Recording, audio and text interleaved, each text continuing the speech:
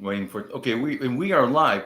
Well, good afternoon, everyone. Again, this is Tom Cosentino, the host of Park Right Here. Unfortunately, Katrina may be joining us a little bit late, as things with Parkinson. She's had a little bit of an episode that she's trying to get back on her feet from, but hopefully she'll be able to join us. So today we're going to have a conversation about Parkinson's and religion, and how does Parkinson's impacted religion, whether positively or negatively. So what I'd like to do is I'm going to introduce everybody real quick and have them give them their quick Parkinson story. And then from there, we'll just start a conversation. Generally speaking, we like to play the game, how many tangents will Tom go on? Usually it's about 7 different tangents within the hour. But today, I'm going to try to stay more focused because this is a little bit different conversation than we've had in the past. So on my screen, I'm just going to start with Patty Burnett. And Patty, why don't you introduce yourself to everyone? Oh, quick disclaimer. We are all ambassadors with the Davis Finney Foundation. However, this is not a Davis Finney Foundation event. This is not... We don't speak on behalf of Davis Finney. We speak on behalf of ourselves. We just happen to be 6 people who are really intelligent and want to help people with Parkinson's, and that's why we're with the Davis Finney Foundation. So that being said, Patty, it's all yours. I'm Patty. I've had Parkinson's, about 11 years, a little more than that. And I'm from Colorado, Dillon, Colorado. I used to be a ski patroller, have 2 kids, 4 grandkids. And is that enough, Tom? That sounds good. And then we're going to jump over to Amy, who happens to have her PWP DBF ambassador. So for all intents and purposes, don't look at that. Hi, this is Amy Carlson, and I'm PWP stands for Person with Parkinson's. DPF ambassador is one of the titles I have. I have many. Passive Dopamine Productions is a fictitious company that I run that makes films about people with Parkinson's, mostly about myself, and they're mostly funny. And I've had Parkinson's for about 12 years. And I actually started out in Denver, close to Patty, but then I moved to California, and right now I'm in Wisconsin. So I kind of make it around the world a little bit, or the country anyway. And I like to advocate for people with Parkinson's. One of the newest titles I've acquired is I'm now on the Disability Advisory Council for the Wisconsin Department of Natural Resources. Wow. And it's a really cool gig. So I'm happy about that. Well, then let's go to my good friend down in Georgia, Jim. My name's Jim Allen. I am a Baptist minister. I am a retired attorney. I had to retire from being an attorney because of the Parkinson's mild cognitive impairment issue. I have been diagnosed for 3 years, and so I'm still very early stages, but you know how much fun that is for everybody. So. Oh, yeah. Well, now let's go. No meeting can be complete without Joe O'Connor. So, Joe, welcome aboard. Thank you, Tom. Joe O'Connor. I'm also an ambassador with Davis Finney Foundation. I've had Parkinson's for a little over 7 years now. I've had a lot of interesting experiences during that time. Met a lot of great people, and that's really all I got to say. And then finally, to round off the 6th, we have Carol Klupney. Hi, I'm Carol, and I live in Eastern Oregon, where it's hotter than heck right now. Not used to this. We had a cooler spring. I've been diagnosed for over 16 years, but definitely, like most people, had Parkinson's way before that. I had symptoms way before that. So I've been a Davis Finney ambassador, if I can get my speech going, for 5-6 years. And that experience has just taken me so many places and given me so many opportunities. So I'm looking forward to this conversation today. And I'm Tom Cosentino. I was diagnosed in August of 2015 when I actually started my symptoms.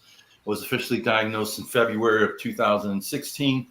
And as Amy, I've got sort of an announcement to make too. Recently, I was nominated to apply for a position with the Department of Defense. When you apply for funding through the Department of Defense, they have a peer review group. One is just peers, consumers, and the other is the scientific community.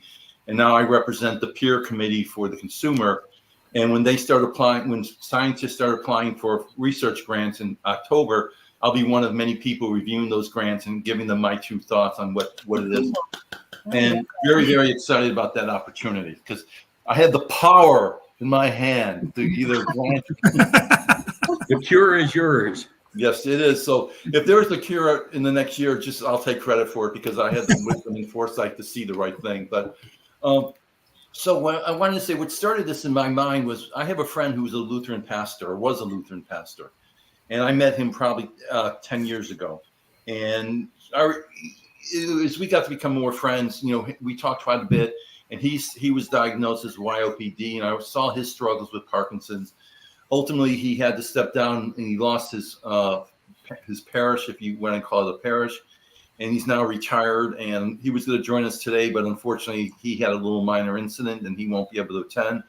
But in the back of my head, I've always wondered how people see their religion after their diagnosis of Parkinson's. Does it cause them to reevaluate? Do they become stronger in their faith? They become weaker in their faith? Do they start questioning?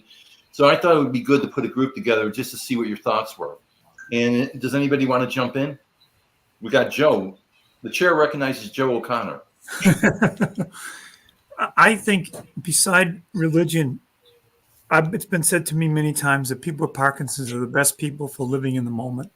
Mm-hmm. And I think that's really the key to understanding the disease. And it ties in with religion, because instead of looking back at other things you couldn't do and being upset or angry or whatever about it, or looking forward to what everyone on this planet will eventually die. I mean, I can't remember who it was, but it was another ambassador who once said, birth is a fatal disease and it's sexually transmitted. Oh, and he remembers this one. That was from Colorado around 2019. Yeah. Anyway, but like I say, so what other people do is they look and they plan and they say, okay, this thing and that thing. And people with Parkinson's, we say, okay, we're just going to move through it the best we can. I mean, I think that's really the big thing about it. And I'll shut up now. Amy, I saw your hand up. So to go with your question, yeah, I mean, when it first was diagnosed, I was a little bit pissed at God. And actually more than a little. I was like, what the heck? I thought I knew what you wanted from me. I thought I knew what I was doing, what my service was for the world. And this is not going to, these two things are not, they're incompatible. I couldn't continue to do the work that I felt like I was called to do.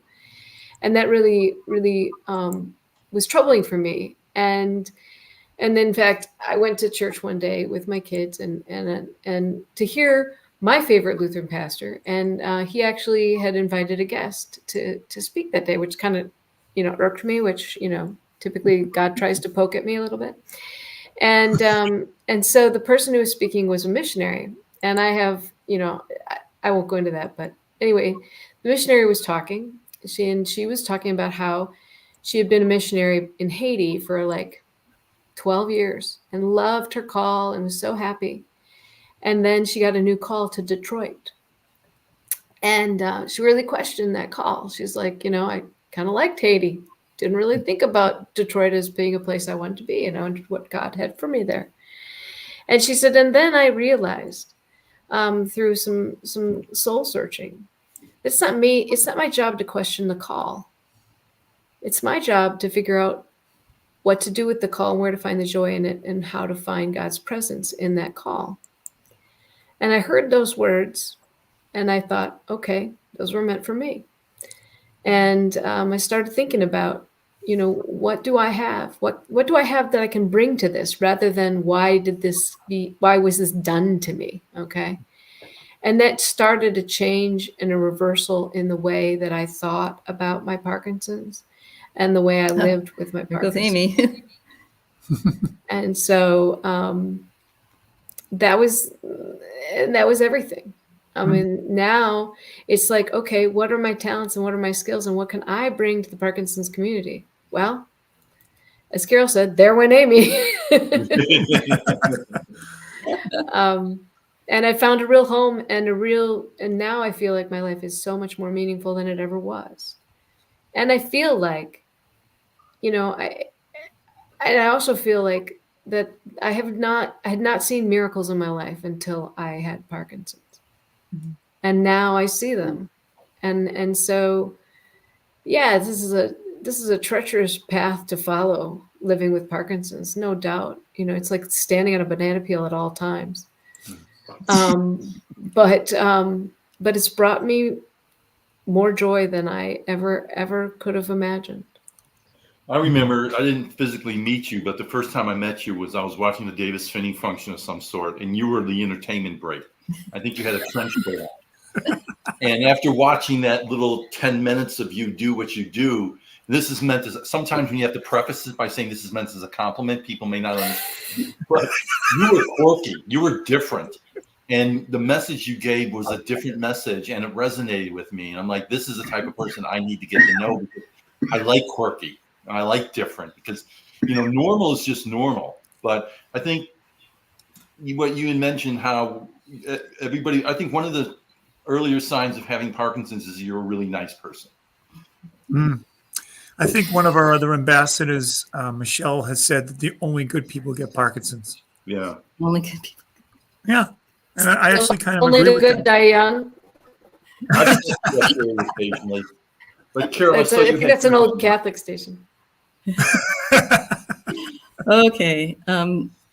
So I've had a huge aha, and I don't know why I didn't get this before. But when you brought up the thought of having a discussion about religion, first off, I thought we haven't talked about this before. No.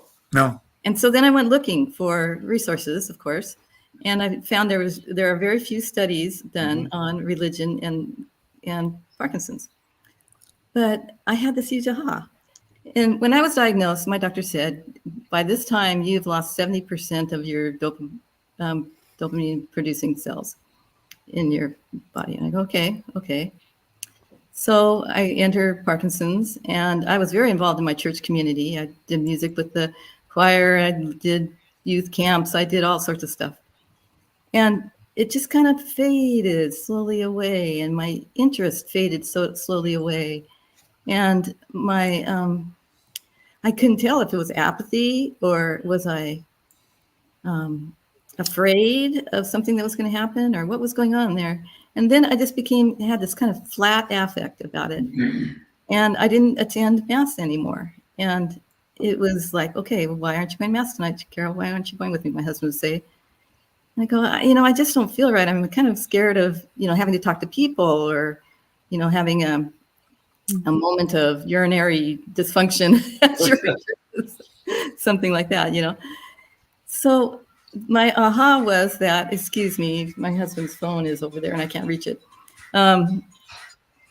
This is why we go live. So we went. Yeah. So anything can happen, right? Anything can happen. So I got it. It's the lack of dopamine in my brain that's helping me not want to participate, not want to be a member of my church community, not wanting to be there and be, confronted by someone or be afraid or any of that. It's not all that. It's not all that at all. It's the lack of dopamine. Does that make sense? Does that make sense? That's interesting. That's an interesting approach to it. Yeah. So there's studies out now, and I've read these studies, and they've looked at different parts of the cognition of a person and compared it to the religiosity.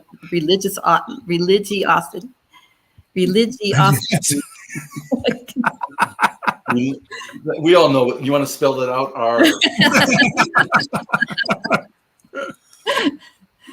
So anyway.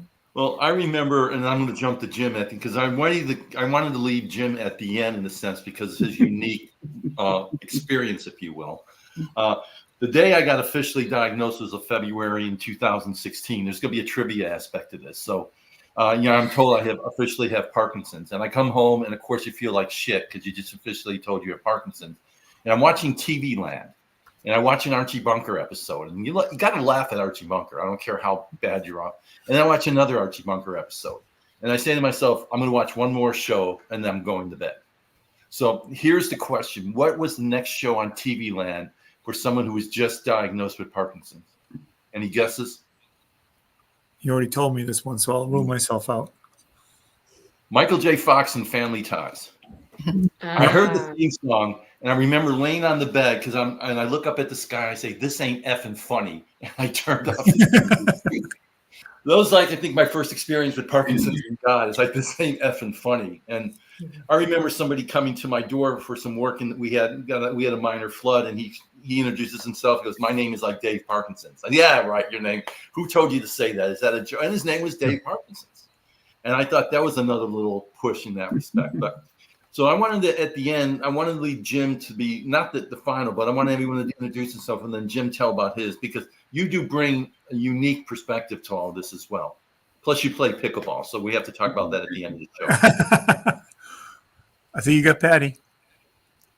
If Jim's going to be last, then I better go now. Jump in. Jump in. I agree with everything that's been said. You guys are amazing. But I wrote some notes down so I wouldn't ramble. So I'll try not to be too long. But I just wanted to give you guys some quotes. C.S. Lewis wrote, "Pain insists upon being attended to. God whispers to us in our pleasures. He speaks in our consciences, but shouts in our pain. It's his megaphone to rouse a deaf world." And so I was going to give you just a few excerpts from my book because it just came out 3 days ago, and it's called Chronic Hope. So if you guys get a chance to pick it up, it's on Amazon. But You delivered on Saturday. yeah, cool. Thanks, Tom. I won't go through the litany of illnesses, injuries, family deaths, all the stuff that was the incentive for writing this book. But Parkinson's was one of the things that probably pretty hit me hard, as is the case for everybody. So the subtitle of the book is God's Redeeming Presence in the Midst of Pain. So I tried to understand why God allows suffering and pain in our lives. And it began when I was visiting a friend who was in hospice, and he didn't care about anything except the fact that he wanted to get to know this God that he felt was preparing a place for him in heaven. And anyway, left to our own devices, I could be a pretty egotistical person. My notes are not very good, but I started at the Avalanche Dog Program at Copper Mountain. I was a supervisor of the ski patrol. I have the greatest kids, the greatest grandkids in the whole universe. But I realized that things weren't exactly the way I wanted them to be. And so I think that God chose to use this to slow me down and show me that he had a higher calling for me in my life, like what Amy was talking about. Isaiah 40:31 says, "But those who hope in the Lord will renew their strength. They will soar on wings like eagles. They will run and not grow weary. They will walk and not be faint." And R.C. Sproul wrote, "Hope is called the anchor of the soul because it gives stability to the Christian life. But hope is not simply a wish. Rather, it's that which latches on to the certainty of the promises of the future that God has made." So since I was diagnosed with Parkinson's, I've often asked God why. And I'm sure all you guys have too. Why all these fractures? Why all these plate screws, diagnoses, symptoms, side effects? Why me? And so I remember reading that Davis Finney said at first, and you guys might not have ever heard this, but it was very interesting to me. He was in blissful denial when he was first diagnosed. He then explained that Parkinson's comes at you like a poisonous venom, and it inches up the wall an inch a year. And eventually, it's really subtle, and you don't notice it until it's got a grip on your throat. And I could relate to that. Philip Yancey is another famous author, and he was recently diagnosed with Parkinson's. And this is a quote of his: "I've learned that faith means trusting in advance what only makes sense in reverse. So I wish that God would heal my Parkinson's? Of course I do, but I have this idea that eternity is longer than the here and now. And that if it's possible that we can help people, as we do as ambassadors, with the struggle that they have with the myriad of Parkinson's challenges, then maybe it's worth the pain. My hope is that this life is not all that there is." Most recently, and this happened within the last 2 or 3 days, I've had some close friends who are struggling and are in danger of giving up hope. They can't get the DBS to work. They go from tremors to dyskinesias constantly. They fall every day. One of them weighs 88 pounds. It's up to you and I to speak words of hope to them. That's our job. I love the words of Mother Teresa. She's got the greatest quotes. And she says, I'm a little pencil in the hand of a writing God who's sending a love letter to the world. And she also says, being unwanted, unloved, uncared for, forgotten by everybody, I think that's a much greater poverty than the person who has nothing to eat. Well, we all know people with Parkinson's who fit into this group. We're painfully aware of those in our community who are suddenly taken from us, and it happens all the time. In reality, they've probably been struggling for years, but they never shared with us their fears, their doubts. And we have to ask them, how can I share your burden? How can I be like a bridge over troubled water? And that's all I have. Thank you. Thank you, Patty. That's all you have. Okay, That was quite a bit. Yeah, that was, yeah. So now we go to Jim because he's going to have to top that one. Now we go to the troublemaker. Okay. So that would be Joe. Okay. In asking the question of how Parkinson's impacts people's religion, you must start with the question of where they were when they got their diagnosis in their religion. If your religion, when you received your diagnosis, is sort of a secondary religion, something you've learned from other people, and something which you've never really had to come to as a reality in your own life, Parkinson's is a real shocker. If your religion is one that has primarily consisted of going to church and doing the ceremonies and not really thinking about what it means to believe in a sovereign deity of God, then it's often a problem that people think of God as someone who's there to help them and make them happy. And I don't know how anyone believes that when they look at the world. When you look at the history of the world and the way the world is, I mean, Jacob's wife died in childbirth. Well, and even Jim, it's like what he asked of his own son. It's like, how can you look at that and say that this is a happy story? all of God's works express the reality to me of his sovereignty.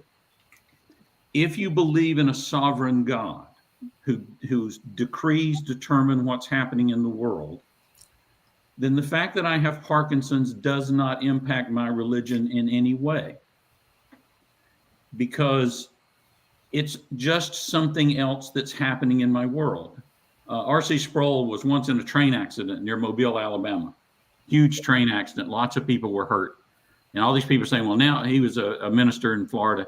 All these people are saying, well, this affects your faith? And he said, no, I always knew there were train accidents. And why would I suddenly believe that now it's not, there's no God because there's a train accident? If God is sovereign, and if I am a child of God, as I believe that I am, then the way I live my life is knowing that I walk in the world with God carrying me. It's like a sheep being carried by a shepherd. No one can hurt a sheep being carried by a shepherd or a child being carried by a father unless they are stronger than the father or can trick the father. No one can trick God, and no one is stronger than God. So if God is carrying me, no one can hurt me. Nothing can happen to me except that which he permits. When I was a young father, I had to take my daughter to get a shot.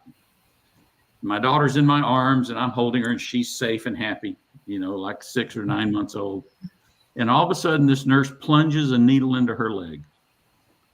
The look on that child's face has never left my memory.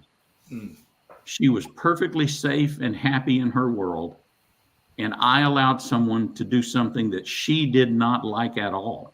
Ooh, you betrayed her. But it didn't mean that I didn't love her. Right. It didn't mean that I could not protect her. It meant that I had made the decision that this was something that needed to happen to her. And so for me, Parkinson's is just one more thing in the world. Because I believe in a sovereign God, he gave me Parkinson's. I don't know why, but then I don't know why he does anything. Ecclesiastes says this over and over again. He doesn't explain himself to me. He doesn't have to. If I could understand what he's thinking, I'd be him. So he has made this decision, and I just live with that decision. If I woke up tomorrow and had cancer, that's just a decision. And so for me, Parkinson's really doesn't impact my religion. I'm still preaching at my church, although I can't preach as much as I used to. I can't do the things I used to do. But that's God's choice. So from my point of view, that's how I approach it. And so I can't say it strengthened my faith, because it really didn't. It's just something else in my faith. But I know people who have gone through a lot of struggles with it, because they haven't had to deal with that. My wife and I lost a child once. And I remember the nurse telling us, it's okay to be angry with God. And we looked at each other and we were both shocked. Angry with God? How angry with God? And it was like shocked us out of where we are. I can't be angry with God. I mean, that makes no sense to me. And so for me, that's the way I've approached it. And I don't really have much else to say in that regard, but the scripture is clear. God has decreed. I cannot control the day of my death. I cannot control my health. God does all that, and I'm just doing my best living through it. David got angry with God a few times, and King David. And I think it's okay to get angry with God, to let him know what our emotions are. But then to realize that, David shortly thereafter, confessed to God that he was sorry. But it's okay. I think God's big enough that he can take our anger, our doubts, and see, from my perspective, I'm not saying it's a sin to be angry with God. I'm just saying that for me to suggest that I be angry with God, no, I cannot be angry with God, because it doesn't make any sense for me to be angry with him. But I understand that other people go through that. And I wasn't mad at her for having said it. I was kind of glad she said it, because it kind of shocked me. Right. And so, no, I don't have any problem with that. But no, for me, no. I heard Billy Graham when he was during the period that he was diagnosed with Parkinson's, and Larry King asked him, "Are you angry with God about your Parkinson's?" And he laughed at him. And he said, "No, God loves me. Everything God has ever given me is for my good, and Parkinson's is one of the things God's given me." I agree. I think it's interesting. There's two phrases that come to mind as we're having this conversation. And one of them is a phrase my mom used to say, which I think resonates with this conversation. And the phrase is, you made your God too small. Yep. And I think a lot of people feel like it's some sort of personal thing, like God's got a grudge on me. It's like, that's not how, you've made your God too small. And I think that that's something to contemplate.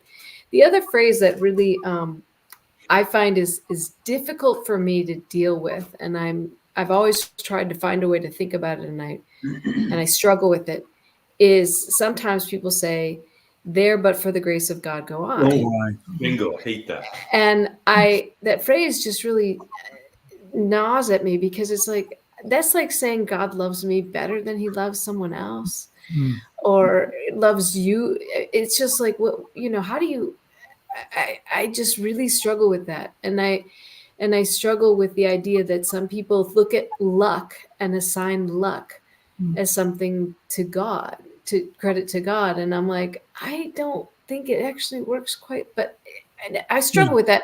So if anybody has any thoughts about how to think about that in a more, I don't know, helpful sense. No, with that term there, but for the grace of God, there was no way to make a positive out of that. That always bothered me, because it's inferring that I don't have the grace of God, and you do. Something similar is sometimes where he's like, "I'll pray for you." And I'm thinking, okay, how many people do I need to pray for me to cure my Parkinson's? Is it kind of like Facebook friends? If I have 100 people praying, if I have 1,000 people praying, and I know people are they say things like that they're trying to make you feel better. They're trying to be helpful. And, excuse me. Our host has to take a call. No, that's for some reason. See, with my Parkinson's, And another one. Go All right, ahead. so here's the deal with my Parkinson's. I lose everything. So I have these tags on my phone. I have these tags in my wallet, and I was sitting on my wallet, so it turned the tag on. That's because I got a big head. He was calling himself, folks. That's right. He actually butt dialed himself. You know, the Bible says that when we're weak, God is strong. Right. And I figure I'm pretty weak right now with this Parkinson's thing, weaker than I was before. And if people can see God, through my weakness, then that's a good thing, I guess. Yeah. Well, my wife and I have done marriage preparation for years and years and years. And one of the things we've always preached to the couples is God's going to ask you something. It might be, do you want to bring other lives into this world? That's a very important thing. Mm-hmm. It might be, do you want to build a rail trail for your community? That's what Barbara and I did. It might be, I need you to reach out to people who have a disease. And for that reason, you need to be credible to them and therefore have the disease. Because I'm also a knight, and my brothers, for a while, were praying that I would be cured. And I said, I don't want to be cured. I want to be there as a witness to how you can live your life the best way you can. Yeah. And if I'm cured, I'm out of the spectrum. I mean, I'm just, I'm an anomaly and so on and so forth. But I think that the idea that God is big enough, and I also think that God has a plan for everybody. One of my stories about, I had a person come into my support group. She never came again, but it was right at the height of COVID. And one of the things I make a point of doing when my people, but no person comes in the support group, is going over and chatting with them and explaining to them and all that kind of stuff. And I sat with her. Nobody was wearing masks because the support group had pretty much decided we were pretty safe with each other, which we have been. But anyway, the next morning I got a call from the center saying that the woman had tested positive for COVID. And I had to alert, they were alerting me and everybody else. So I went to get my test, and I never had a trace of COVID. And I think that was God saying to me, you're doing what I want you to do. Keep doing it. And that's the kind of thing I think that you become, as you said, Patty, you become much more aware of when you have Parkinson's. You become much more aware of things that are important to you. And of course, your faith is extremely important to you. I mean, it's, it's the reason why we all try to do what we can do. We're trying to make ourselves into the best person we can be. I mean, I think we all live under the illusion that we have some sort of control where God's concerned or where anything is concerned. Anything's concerned, right. Yeah. And so I think when people say, it depends on how you want to take these conversations. If somebody says they want to pray for me, I'm never offended by that, because it feels like, okay, if you're going to keep me in your heart, in your mind, that's so, oh my gosh, I'm so grateful to you for thinking about me.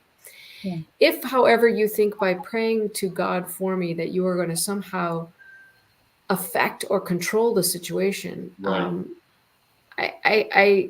I feel conflicted about that. I think that, to me, and I was always taught that prayer is a discernment, is an opportunity for me to think about the things that God is doing in the world and how I feel about them and how they affect me and how I can make peace or understand them better.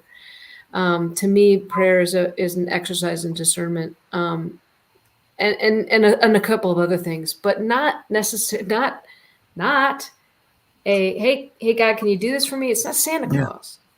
Right. Amy, I read someplace that prayer doesn't change God, prayer changes us. Mm-hmm. That's nothing changes God. Kind of what you're saying. Right.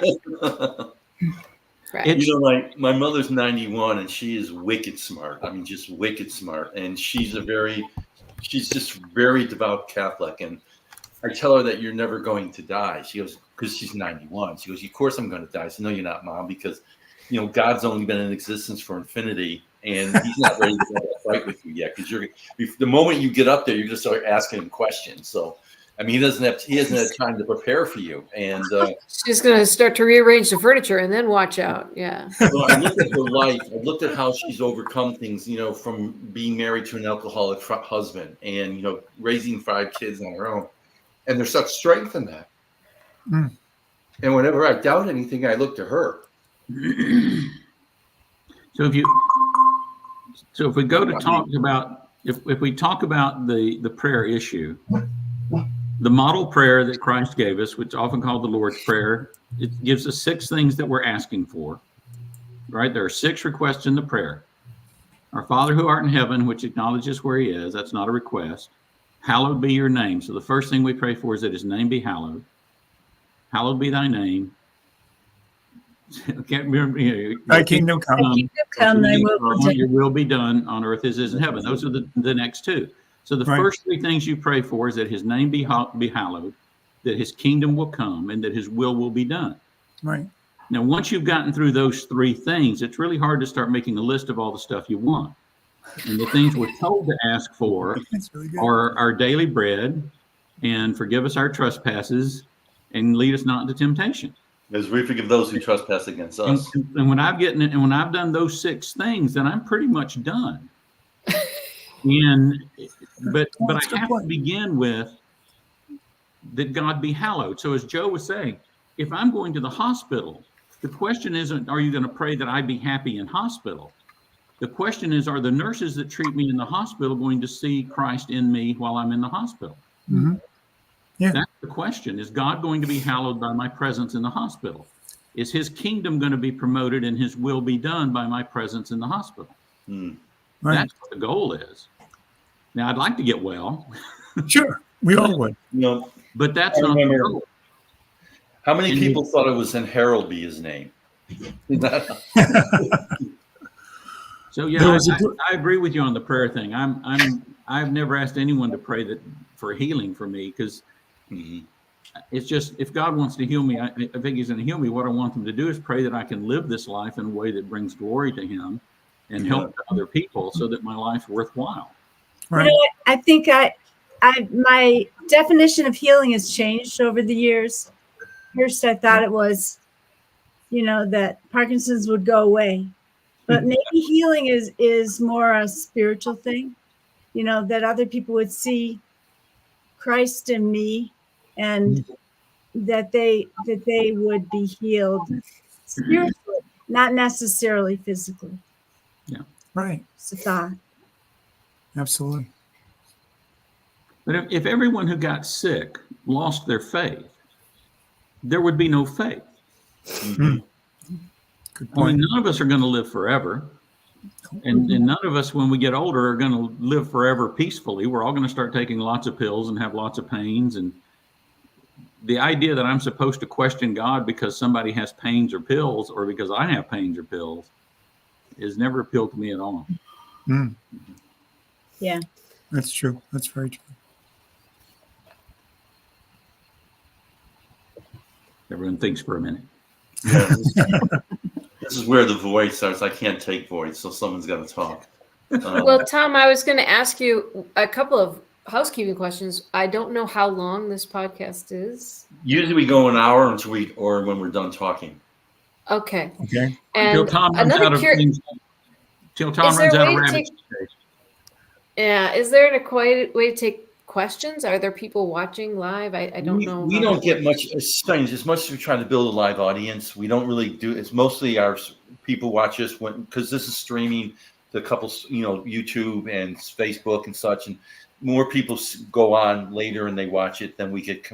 But right now, someone gave us a thumbs up. Okay, so somebody's watching, but yeah. Tom, how do people get the link? You know what? That's a really good question. I almost hate to say, but that's I've been trying for a while to get someone to teach me social media. So it's so Nobody's funny watching because us right now. You're telling me. Which My daughter- means he doesn't know. I have two Exactly. incredibly smart children. My daughter says, "Dad, you're really good at computers, but you suck at social media." So I do know that if you follow the show, then you get a notification that we're going live. And then you can click that notification to see it live. But I know this sounds really stupid, but one of the things I suffer from with Parkinson's is procrastination, because it's like I know I need to do it, but I'm so busy doing things all day long, accomplishing nothing, that I get nothing done. The executive function thing. Yeah, Pardon me? that's what I pray for the most is when I'm playing God as Santa. Please help me find X, whatever I've just left in another room. This is my high-tech way of getting things done. I'm always with a pad and I'm always with a pen.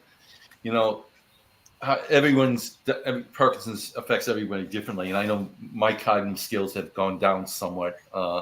And if it's that KISS, what is that? Can't remember. I don't want to do the acronym. Yeah, we're not going to use the last part there. This is chill. I just said it. This isn't. There's no FCC here. We play some background. We were interviewing somebody. There was background music, and we got an email saying that we had to take it down because we violated the copyright. I'm like, it's background noise, and that was. I get that all the time. All my Amy's dance videos, I eventually get canned because of the music, but. Who's scrolling the internet listening for that music? I know it's a bot. It's a bot. It's a bot. Yeah, it's a bot. But I found your episode 1, Tom. I can mail it to you and you can stick it in the chat or something like that for everybody to look at. Yeah, why don't you do that? Getting back to the topic, I think one of the hardest things for me now is actually making it through a church service. Yeah. And this is a huge, huge challenge for me with my Parkinson's, and it does not work. At least not, I haven't found a way to be comfortable in it. Okay. And that's me. That's not anybody else. That's me. Right. But I don't find that's probably my biggest, saddest thing about religion and Parkinson's is that I don't feel like the typical way that I was experiencing spirituality through the church before works for me in my Parkinsonian body. And I'm really trying to understand, and conversations like this are really helpful because this works. But I miss so much sometimes the ability to really sustain attention, to be engaged in a church service. I really struggle with that. I was wondering, and I see a bunch of people nodding. So, any thoughts would be really appreciated at this point if somebody's found a way that they feel like has some hints. I don't know, whatever. To sit still is really hard for me. Yeah. That's part of it, but maybe you have to join a church that is charismatic and putting your hands up. Fire and brimstone. Yeah, that's so not Lutheran. I'm not even sure where to go with that. But yeah, okay. But Amy, you need to sit and talk with your ministers. You need to talk to them because they have an obligation to deal with this.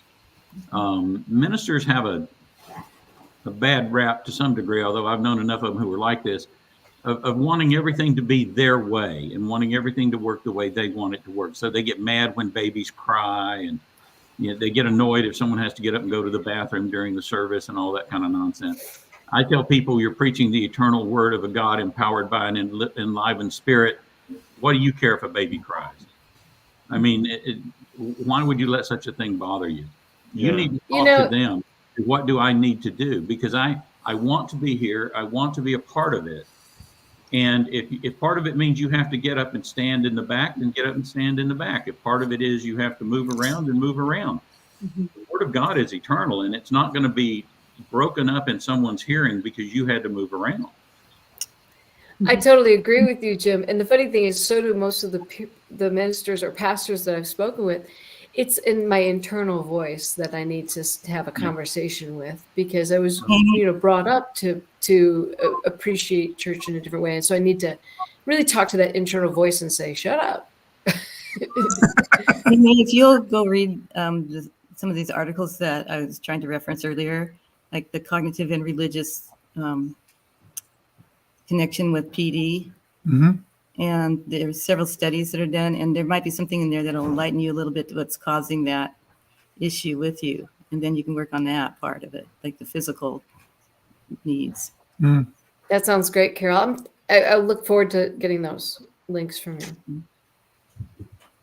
Actually, you just need to Google. Okay, I can do that. I can do that. You will get them if you Google. Not necessarily Yeah. from me. Yeah, I mean, I do find that I'm much more connected spiritually, differently now, and I would say that that is you know, an offshoot of the Parkinson's, and I don't know if I don't think it's a bad thing. I think it's a very good thing, but I would say that my connection has changed. I understand what you're to saying. my spiritual. With me now, I'm suffering more from muscle stiffness and rigidity, and when I can't really sit still because I can sometimes feel the body just tightening up. And like we go to a movie or dinner, and the joke is halfway through, I say I have to go to the bathroom, and everyone knows I'm probably going to the bathroom, but I'm really getting up to move and stretch. And it's hard when you're in that type of environment, if you will, to just go like this and stretch, and you know, because you just want to. I just love stretching, and it's like I don't want to be disrespectful to anyone else either. So, you know, sometimes we tend just to stand in the back if it's a crowded, you know, just so I'm not really in that pew. I think it's something that for me also. Sorry, Joe, go ahead. I was going to say one of the things the only thing that bothers me is a fear that I'm going to have like a dyskinesia episode or something like that, because I don't want to embarrass myself. And a couple of times people in the church have spoken to me about that. Fortunately, we have a very nice community where I go to church, and they've said, "You're still Joe O'Connor. We know you. We know you wouldn't be doing this out of disrespect. We just know that sometimes some of the standing portions of the mass, I'm sitting, and the reason I'm sitting is because I'm concerned that I'm going to fall right over." And I sit through the whole thing. all the people in this thing have seen me. I'm not a small person, so that's a lot of falling distance. But I think that one of the things that you said, Jim, which is right on the line, is that we shouldn't allow ourselves to make God small. That I love the Santa Claus analogy, because it's not like he's pulling things out of his bag for us. I believe he's got a plan. I believe that I'm a part of that plan, and I believe I have to find how I'm going to fit into that plan. Not find how the plan will fit me, but find how I'll fit in. That can be a lifelong quest. Well, I think that's the way it's meant to be. Yeah, I think so too. I have something to show you guys. I've been having a difficult time with my prayer life, and it's just like there's nothing there that I can grab onto. Mm-hmm. And so I thought, well, why try to go for something new? Let's take something that I'm doing already. So I have pages and pages of people's names. Oh, wow. And I go back through Yep. them every day, and I think about those people, and I hold them close in my heart, and that's my prayer for them. And I So, think that's an excellent prayer. so if I feel like I can't do anything else, I can sit and draw. And How long have you been doing that? doing these, I just started this about 3 weeks ago. Okay. That's wow. Oh, That's beautiful. crazy. I like that. Did you make Thomas a robot? Why Okay, didn't you- I'm unabashedly going to share what my book looks like. My Yes. husband made me do this. He said every author, if they do a podcast or something like that, What's the will share book? the cover of their book. And so Yes, beautiful. author did, Carol, get your book. Yeah. Yay. Carol, what's the name of your book? Yay. My book is called The Ribbon of Road Ahead: One Woman's Remarkable Journey with Parkinson's Disease. You know, Yeah. journaling is a really good thing for us, Mhm. whether we have a faith or not, whether we have Parkinson's or not, and journaling helps us to get our thoughts more clarified, I guess you could say. Mhm. And sometimes journaling results in a book. Yep. I'd And be I also scared if think I that ever thought about journaling my thoughts. is a good way to get your feelings out, which is something that the society is not good at. It's good at very empirical things, but it's not good at understanding feelings. You know, recently my wife and I went to a religious retreat that, you know, explore our religion and such. And one of the things they do every night is that you journal. You come up, there's a topic, you know, they give you a list of topics, and you take that topic, you go in separately and you write down your thoughts, and then you exchange the thoughts. And I found that I really don't like the journal because I don't like to write. I said, can I just tell them to you? She goes, no, you have to put them on paper. Have to You write have to it. formulate your thoughts. I said, but I can't do that. I mean, So, It's Tom, you went hard. to Marriage Encounter. it's hard. You went to Marriage Encounter, right? Yeah, Yeah. Awesome. It's a terrific experience. it was long though, Yeah. very, very long. It is very long. That's the old trick. They're beating you down. See, the ministry that I used to work in was called Engaged Encounter, which was the same thing as Marriage Encounter, except that we didn't ask the kind of questions that Well, it's Steve funny, asked. Joe, because when I got there, I knew it was going to be long days. I mean, we got there Friday Yep. at like 4, and we're like 5 o'clock. We're sitting down and we're going out.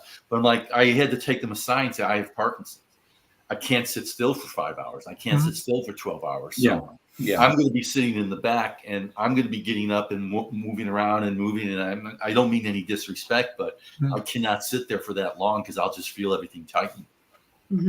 Yep. What I'm finding, and this is a little off topic, but Everything there's is no now- off topic. well, like when I went to the DNR DAC meeting, so this Disability Council for the Department of Natural Resources, and it was a whole day. We started at 10, we went to 3, and then we took a tour of the facility that we were at. And I went back to my campsite. I fell asleep within an hour, and I pretty much slept the entire rest of the day. The next day. Because the stamina is not there anymore. Yeah. And so I can do the day. But I don't know how anybody does 2 days or 3 days anymore, because It was hard. I'm at a day. But just to follow on that, I actually did Engaged Encounter. My husband and I did long ago and far away before we got married, and it was a wonderful experience. And Back to us, Amy. Oh, do I? Am I just like pausing? Yeah, you pause every now and then. Yeah. Ah, I interesting. just thought you were thinking, you know, just deep thinking. I'm voguing. Although, just because my warped sense of humor, I was on one of these calls and I just purposely froze myself, just to see how long, and then I'd come back to life. It's something we're very talented at, freezing ourselves. Yeah. Oh, God. Well, we like to play a game called "You're Frozen" or "You're Just Faking It." You know, when we do some of this content. Frozen or fake? But so, Amy, I got to congratulate you. You had the first tangent of the day. So big. But so Do generally, I get a little award for that? Yeah. you'll get a participation ribbon sent in the mail because we want you to know about your experience. That's the yellow ribbon. So we generally try to keep this about an hour. We're at that moment. So, I mean, if you guys want to spend more time, there's no end time on this, although I have to bake a chicken for my wife. So other than that, I'm good. Thank you. I'm going to have to go. Okay. So Yeah, I think it was a great conversation. Thank you so much, Tom. Yeah, this is a great one to bring up, Tom, really. You know, because when we started this, we just didn't, you know, Katrina started this like during COVID, and it just kind of went the wayside. And when she wanted to get it started up again, she calls Ever and says, who would you recommend that I can bring on? He goes, oh, bring on Tom. He can talk about anything. Still don't know if that was a compliment or an insult. I'm not quite sure. totally take it as a compliment. What we Right. wanted to do, and I think we did it here, is there's no structure, there's no editing. We just want to have that conversation. And I mean, I'm going to use the latest term that I can't stand. It's organic. You know, everything's organic. So, So we Chan, had an organic conversation today, and I appreciate that very much. hey, send us a link so we can share it with our friends. You've got it. All right. And on that note, then everyone have a great day. And if you're not doing anything at 4:00, we have that meeting that we do that most of you have jumped on in the past. So maybe we'll see you at 4 4:00 Right. Eastern time, right? Eastern time. Yes. Because everything is Eastern time. That's where everything begins here. Nah. No, Okay. it begins Wow. I'm going to stop the streaming now. Bye-bye. Bye. Bye-bye. Bye.